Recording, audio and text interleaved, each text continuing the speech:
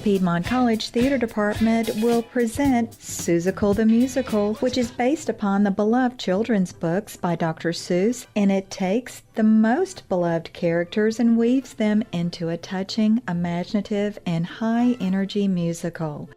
Dr. Kathy Blandon is the Assistant Professor of Theater, and she is also the Director of Seussical, and she's putting her own groovy spin on the show. Dr. Blandon, thanks for joining us. Thank you.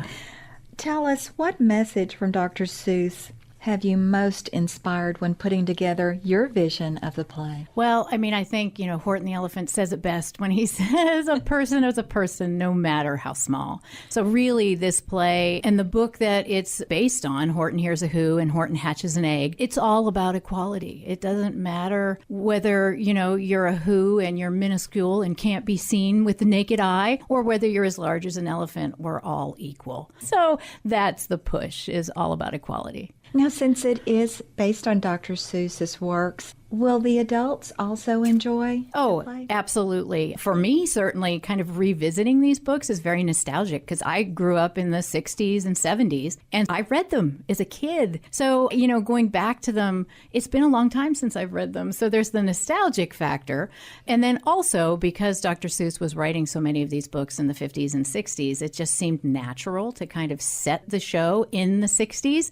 While, you may come for nostalgic reasons, you're going to hear things and see things that you think about as an adult in a very different way. It's like it's all new again in a way. Brandon, playing Horton Hears a Who, what's it like being an elephant? It's great. I love it. I didn't think I was going to get into it as easy as I have been. I've watched a lot of elephant documentaries. I actually went to the zoo a couple weeks ago to do some research. Like, no joke, the Jacksonville Zoo in Jacksonville, Florida.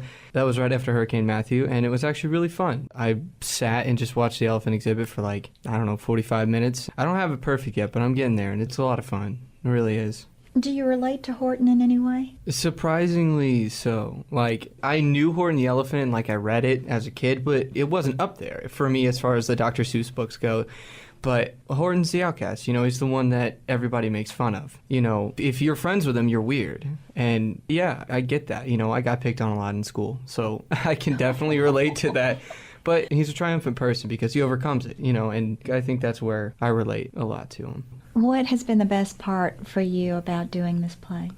Well, it's probably going to be one of the last shows I do here, so it means a lot to me. But it's the words that are really powerful, and that's probably the best part, getting to make an actual story come to life. Today I've been joined by the director of the Seussical, Dr. Kathy Blandon, and Brandon Dean, who plays Horton the Elephant. Seussical will be performed Thursday, November 17th through Saturday, November 19th at 7:30 p.m.